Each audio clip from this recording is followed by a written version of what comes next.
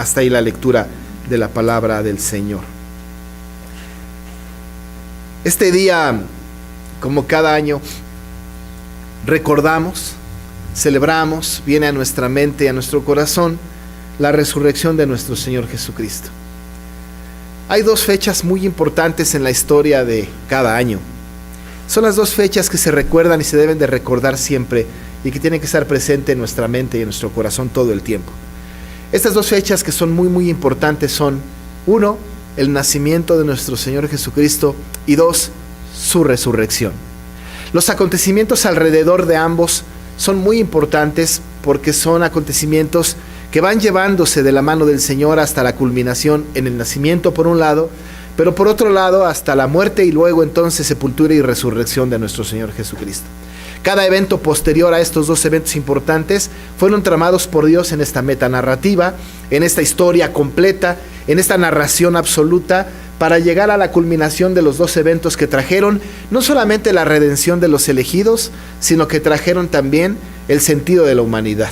La humanidad hoy día existe y es gracias a la providencia de Dios en estos actos maravillosos del nacimiento de Jesús por un lado y por otro lado de la resurrección de Cristo. Así que entonces nosotros estos dos eventos los celebramos.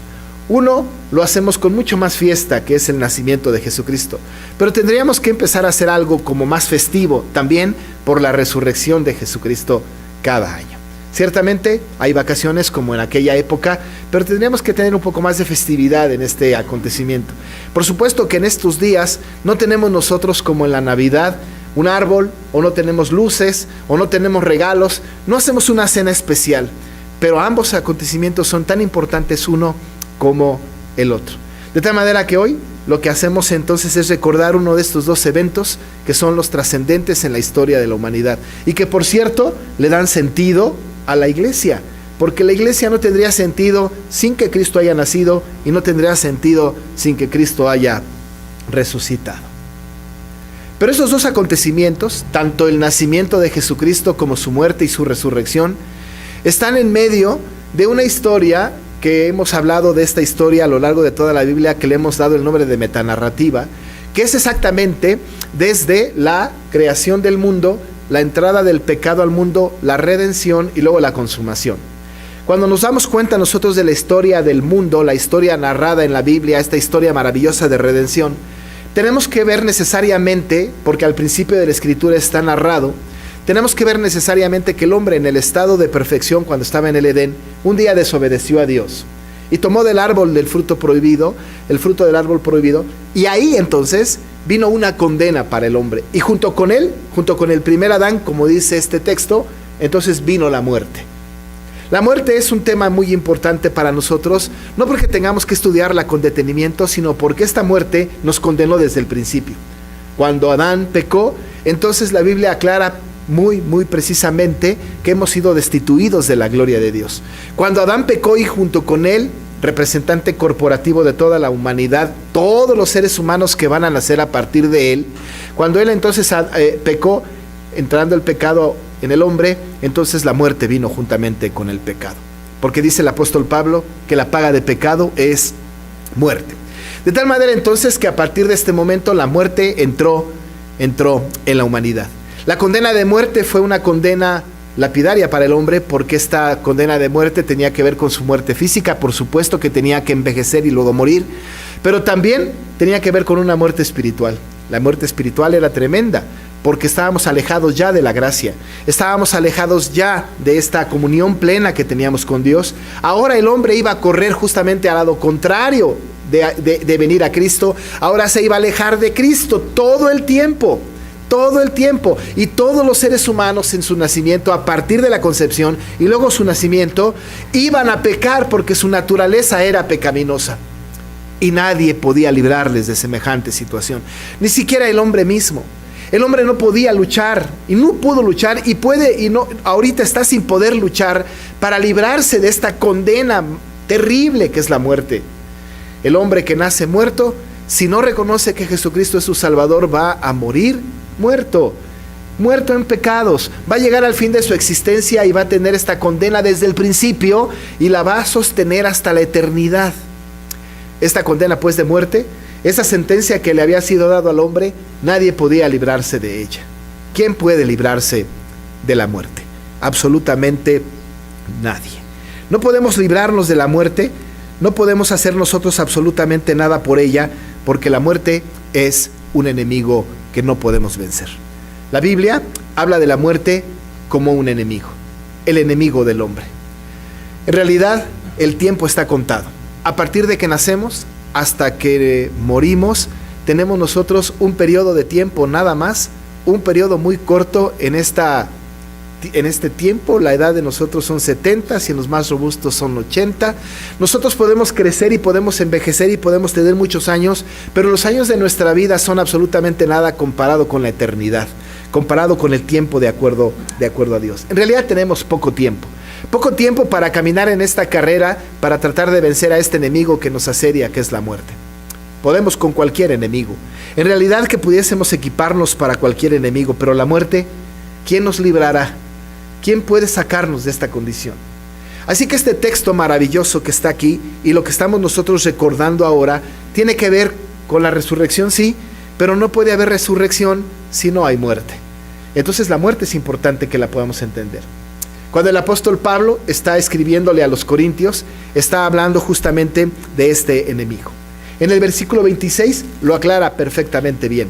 En el versículo 26 el apóstol está diciendo a los corintios que el postrer enemigo que será destruido es la muerte.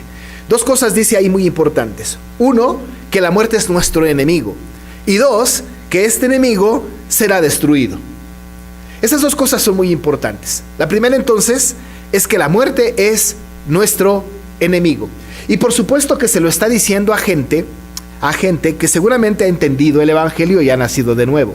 Nosotros ahora no tenemos a la muerte por enemiga y lo vamos a ver un poco más adelante. Pero el hombre no regenerado, el hombre natural, tiene al enemigo cerca de su vida, que es justamente la muerte. La muerte entonces se constituyó en un enemigo del hombre. Pero la otra cosa que dice el texto en el versículo 26 es que este enemigo va a ser destruido. La pregunta que surge al texto en este caso es: ¿cómo puede ser destruida la muerte? ¿Cómo hacer morir a la muerte? ¿Cómo podemos triunfar sobre la muerte? ¿Qué tiene que suceder para que la muerte deje de ser nuestro enemigo? Conste que no estamos diciendo que vamos a permanecer vivos por siempre así tal y como estamos. Desde luego que no. La sentencia de muerte sigue aplicada para el ser humano regenerado, no en cuanto a su muerte física. Hemos de morir físicamente. Hemos nosotros de perecer físicamente. Pero de lo que se está hablando entonces es esta muerte espiritual. Esta con la cual nosotros fuimos alejados de la gloria de Dios. Esta que tiene que cobrar la paga del pecado. La muerte espiritual, esa muerte espiritual sigue vigente y será destruida. Esa muerte que está tan temerosa el hombre tiene que ser destruida según el testimonio del apóstol Pablo ahí en el versículo 26 de este capítulo número 15. Postrer enemigo que será destruido es la muerte. ¿Y cómo? ¿Cómo? Pues para que la muerte sea destruida, alguien sin pecado, el apóstol Pablo le llama el postrer Adán, alguien sin pecado, alguien que no tiene la condena de muerte, alguien que nació no con esta condena de muerte, en perfección, sin participación del hombre, alguien que viniera enviado del cielo con un poder sobrenatural, para acabar pronto Dios mismo, tendría que venir al mundo y padecer todas las calamidades que el mundo tenía para aquellos hombres que vivíamos ahí y mujeres, y tenía que sufrir al grado de morir. Al morir, desde luego, no se venció a la muerte. Es importante esto. Cuando Cristo murió, en el momento de su muerte, la muerte no había sido vencida. No con la muerte de Cristo, la muerte para la humanidad fue vencida. Cuando Cristo murió, fue llevado a la tumba y fue sepultado. Si Jesucristo al tercer día, después de que estuvo allá sepultado, no hubiese resucitado, la muerte no había encontrado finalmente o no se había encontrado con su destrucción. Es decir, hubiese permanecido. Por eso dice el apóstol Pablo que si Cristo no hubiese resucitado, vana sería nuestra fe, vana nuestra predicación. No tendríamos esperanza, no tendríamos nosotros la garantía de que la muerte fuera vencida. Pero entonces el Señor Jesucristo murió. En su muerte la muerte no había sido vencida todavía. Hablar de la muerte de Cristo y solamente de la muerte de Cristo en realidad es un evangelio incompleto. Hablar de la cruz de Cristo sin la resurrección es un evangelio incompleto. Hablar de la obra maravillosa y de los milagros de Cristo durante toda su vida sin la resurrección es una predicación incompleta. Para que la redención cobre significado, para que la muerte sea vencida, lo que se necesita es que Jesús haya pasado de la muerte, en el estado completo de muerte, venga a la vida otra vez. Es decir, que resucite de los muertos, que estando en la condición de muerto, nazca otra vez, venga otra vez, no como bebé, pero venga en resurrección con un cuerpo glorificado, y entonces al resucitar, la muerte es vencida en su resurrección. Las llaves de la muerte y la resurrección no estaban afuera de la tumba, estaban adentro de la tumba. Era necesario que Cristo entrase a la tumba y fuera cerrada la tumba para que ahí Él tuviese la llave de la resurrección y abriera para vida eterna. De tal manera entonces que era necesario que Él fuese sepultado, que muriera y fuese sepultado, que le dieran por muerto, que testificaran que Él había muerto, para que entonces Él, con su poder salvador, con el poder como es el de Dios, entonces venciera a la muerte.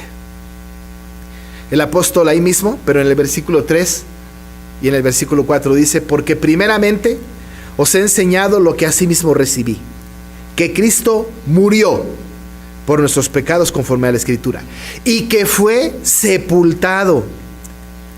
Y luego dice: y que resucitó al tercer día. El orden está establecido: murió, fue sepultado, resucitó al tercer día. Y en el versículo 20 y 22 él dice: mas ahora Cristo ha resucitado de los muertos, primicias de los que durmieron es hecho, porque por cuanto la muerte entró por un hombre, también por un hombre la resurrección de los muertos, porque así como en Adán todos mueren, también en Cristo todos serán vivificados. Así que, amados hermanos, cuando Cristo murió, si se hubiese quedado en la tumba, entonces no tendría sentido la fe.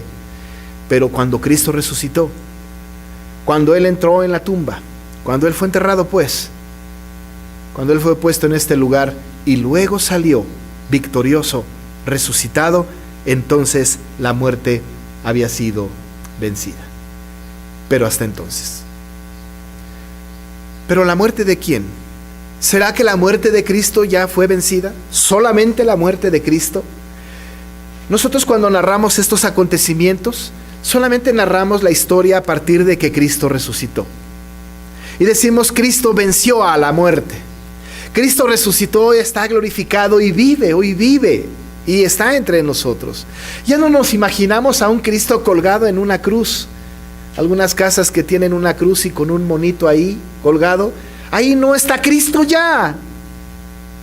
Cristo está resucitado, vive.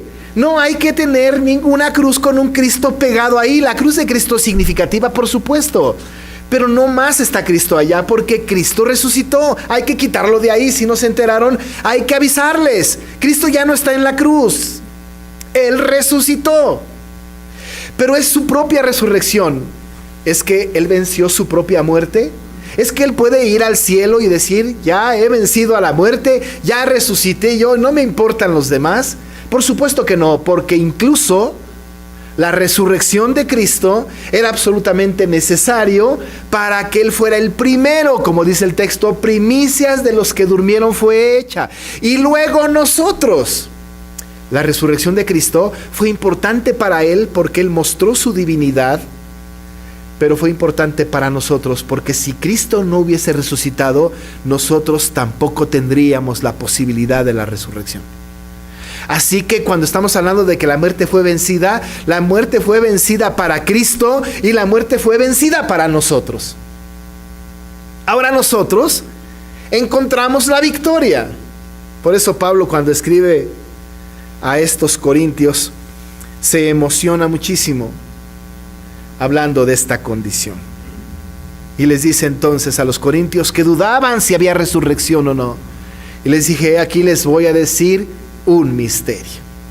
Claro que Cristo resucitó, claro que Él venció a la muerte, claro, por supuesto, el postrer enemigo ha sido vencido. Pero les voy a decir un misterio, y este misterio tiene que ver con ustedes, corintios, y este misterio tiene que ver con nosotros. El misterio tan importante es no solamente que Cristo ha resucitado y que nos gloriamos en su resurrección, sino que ahora hay algo para nosotros, el misterio. Les dice, este es el misterio, versículo 51. No todos dormiremos, pero todos seremos transformados. No todos dormiremos significa no todos vamos a morir, pero todos vamos a ser transformados.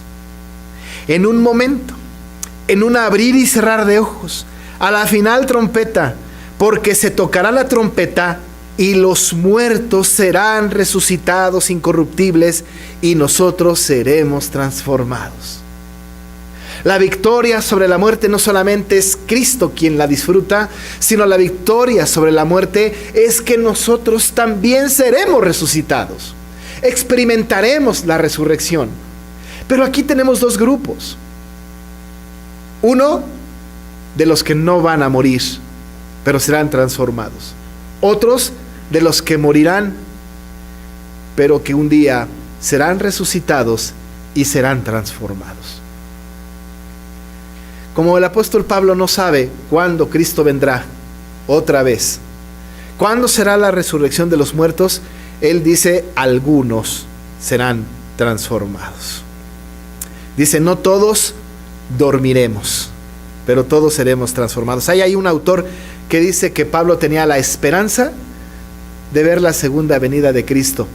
Él tenía la esperanza de que no moriría, de que vería en los cielos al Señor viniendo entre las nubes y que Él sería transformado en un abrir y cerrar de ojos. Esa es una esperanza maravillosa que todos los cristianos debemos de tener, que quizá no todos vamos a experimentar. Es posible que esta generación no experimente ver a Cristo venir en las nubes y entonces ser transformado sin experimentar la resurrección. Pero la historia de la humanidad hasta ahorita es que todos los escogidos de Dios, todos los redimidos, todos los regenerados han muerto en Cristo. Así que si nosotros vivimos cuando Cristo venga, seremos transformados en un abrir y cerrar de ojos, a la final trompeta. Y veremos en el cielo descender a Cristo y no experimentaremos la resurrección y no habrá muerte para nosotros si Cristo viene antes de que nosotros muramos. Pero si morimos, si perecemos, entonces para nosotros hay esperanza, porque nosotros en la agonía, nosotros a punto de morir no podemos pensar, voy a morir y no hay más esperanza. Yo diría lo contrario, moriremos, pero moriremos con esperanza. Porque dice el apóstol Pablo que algunos, los muertos, como dice en el 52, serán resucitados juntamente con Cristo. ¿Y qué va a pasar? ¿Qué sucederá? Dice el apóstol Pablo que hay unas experiencias en la transformación, en la resurrección. Por lo menos menciona dos. Una es que dice que resucitaremos incorruptibles. Y la otra es que resucitaremos inmortales. Que conste que esto sucederá hasta que resucitemos, no antes. Para que nosotros podamos ser incorruptibles e inmortales, es necesario morir. Ahora, si nosotros no vamos a morir porque Cristo venga, también seremos inmortales e incorruptibles, pero hasta que seamos transformados. De tal manera que la incorruptibilidad y la inmortalidad se da como resultado de la muerte o de la resurrección o que Cristo venga. Así que entonces el apóstol dice que experimentaremos, una vez que resucitemos, la incorruptibilidad, porque dice que esto corruptible se debe vestir de incorrupción. ¿Sabe qué? Que nuestros cuerpos son corruptibles. Se está desgastando nuestro cuerpo. estamos envejeciendo, todos a la misma vez. Unos van un poco más adelantados que otros, pero el tiempo pasa igual por todos. Nos estamos echando a perder. Aunque nos metan en un refrigerador y en un congelador, pero nos estamos echando a perder.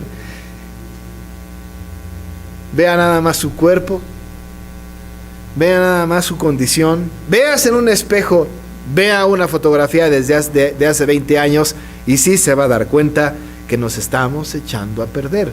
Nuestros cuerpos son corruptibles, nuestros cuerpos se desgastan y juntamente con nuestros cuerpos, para el no regenerado, su corazón, su alma, todo su ser se está corrompiendo.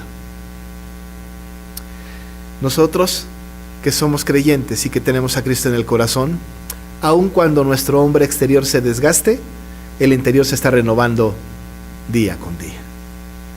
Pero nuestro cuerpo carnal se está desgastando, es corruptible. Pero dice Pablo que cuando nosotros muramos y resucitemos, eso corruptible, eso que se echa a perder, eso que vuelve al polvo, se vestirá de incorrupción. Lo cual significa que tendremos un cuerpo incorruptible, que no envejecerá, que no tendrá enfermedad, que no se desgastará con el tiempo, será incorruptible. Pero por otro lado, este cuerpo que es mortal, porque un día morirá, dice la palabra del Señor, que lo mortal se vestirá en inmortalidad. Y cuando resucitemos con Cristo, no moriremos nunca más. Nunca más. Si no habrá enfermedad, pues no habrá mortandad. Si no hay nada que nos afecte, si no hay animal que nos pique y nos genere un veneno para que muramos, si no hay ninguna calamidad que venga a nuestras vidas para matarnos, entonces nuestro cuerpo incorruptible necesariamente tiene que ser inmortal. Y resucitaremos en incorrupción e inmortalidad. Esto experimentaremos. Así que no solamente es importante que Cristo haya resucitado y haya vencido a la muerte, sino cuando Él venció a la muerte, entonces ha dado la promesa de que nosotros vamos a resucitar un día y seremos incorruptibles e inmortales. Eso dice el texto. Los muertos serán resucitados, incorruptibles, y nosotros seremos transformados, porque es necesario que esto corruptible se vista de incorrupción y esto mortal se vista de inmortalidad. ¿Y saben qué? Ahí vienen las consecuencias de esto. 54. Y cuando esto corruptible se haya vestido de incorrupción, es decir, cuando hayamos resucitado, y esto mortal se haya vestido de inmortalidad, cuando hayamos resucitado, entonces, en el estado de resurrección, se cumplirá la palabra que está escrita: sorbida es la muerte en victoria. No podemos nosotros cantar victoria en nuestra muerte. La victoria será cuando nos hayamos convertido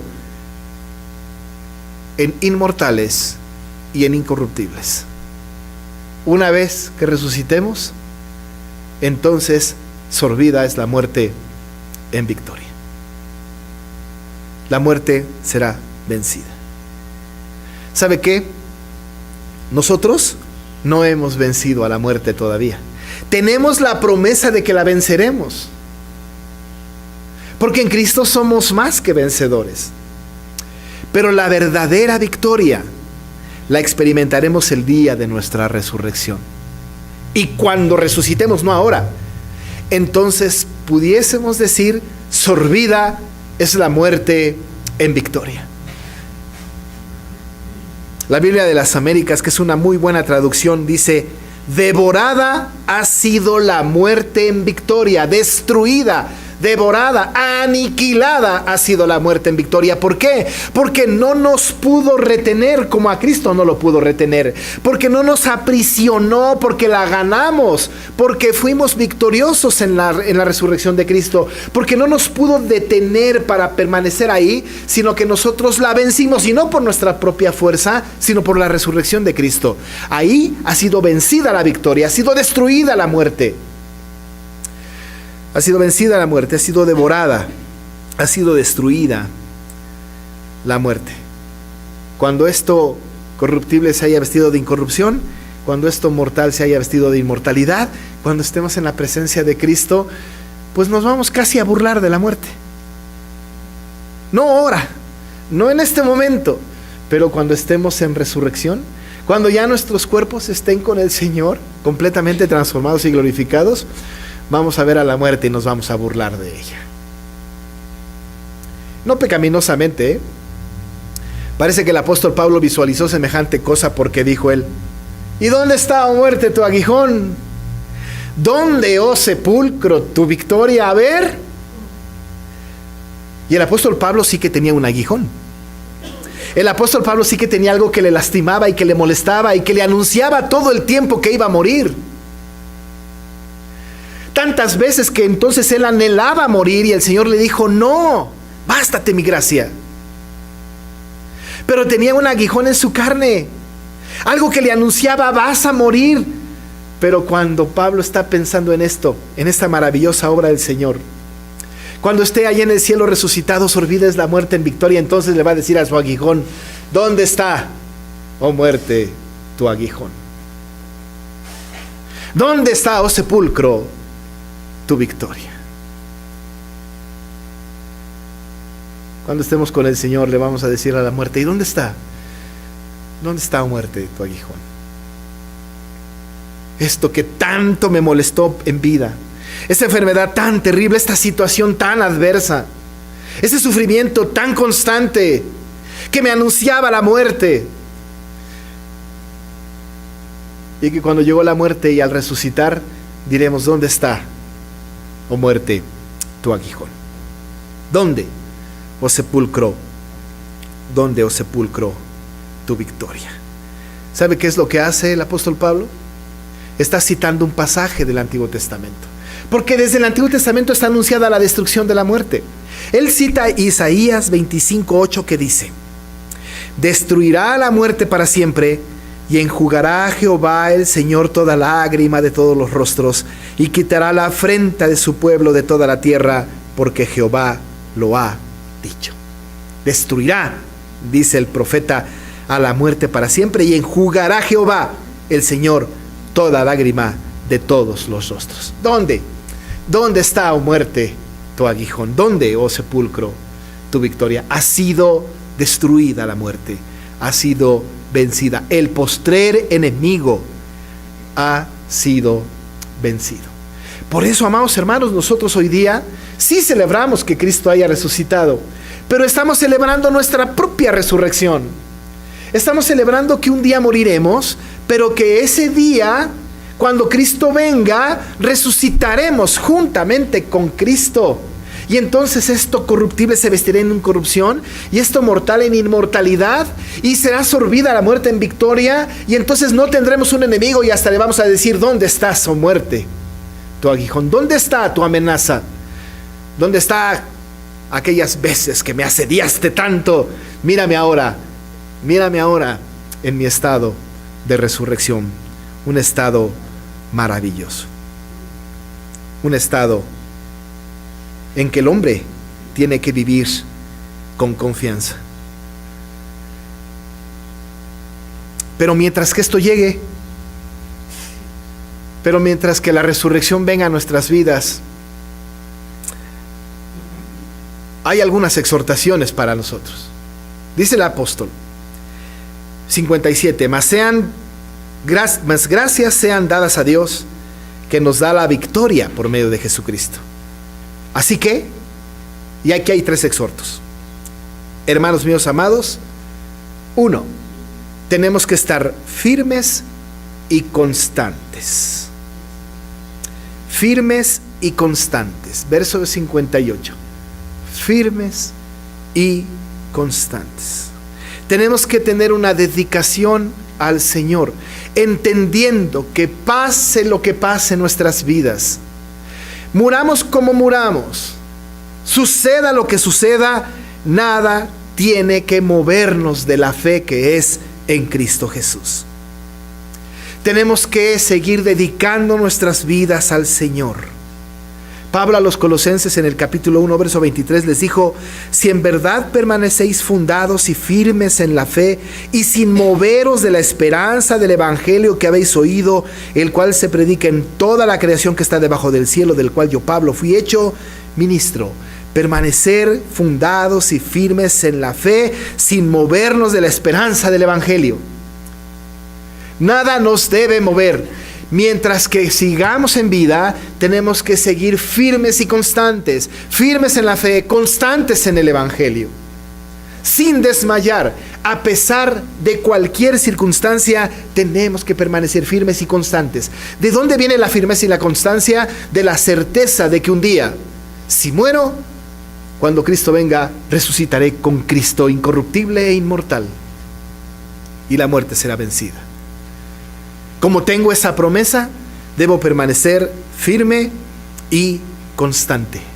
Pero por otro lado, también tengo que estar creciendo en la obra del Señor siempre.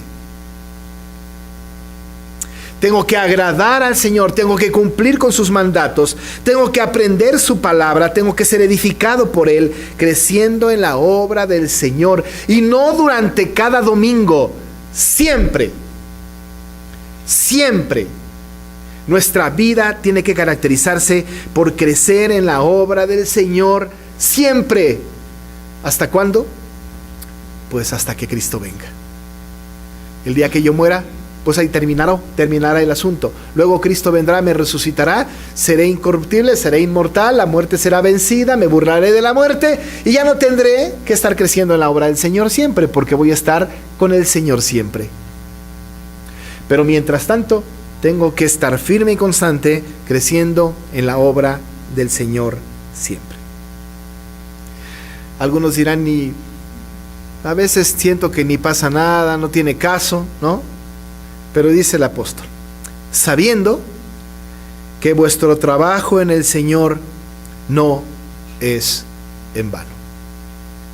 No es en vano.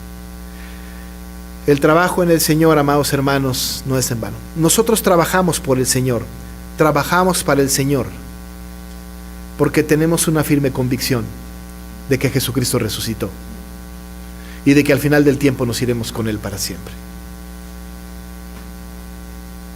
Dice el autor de Hebreos, capítulo 6, versos 10 al 12: porque Dios no es injusto para olvidar vuestra obra y el trabajo de amor que habéis mostrado hacia su nombre, habiendo servido a los santos y sirviéndoles aún. Pero deseamos que cada uno de vosotros muestre la misma solicitud hasta el fin, para plena certeza de la esperanza, a fin de que no os hagáis perezosos, sino imitadores de aquel que por la fe y la paciencia heredan las promesas.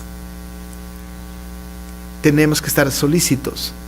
Tenemos que estar constantes, sabiendo que la obra del Señor, nuestra obra en el Señor, no es en vano. La razón por la que trabajamos es porque Cristo vive en nosotros, ha resucitado y ha prometido para nosotros la resurrección. Amados hermanos, hoy sí celebramos la resurrección de Cristo, por supuesto que sí. Pero junto con ello, la nuestra. Porque sorbida es la muerte en victoria. Porque tenemos la victoria.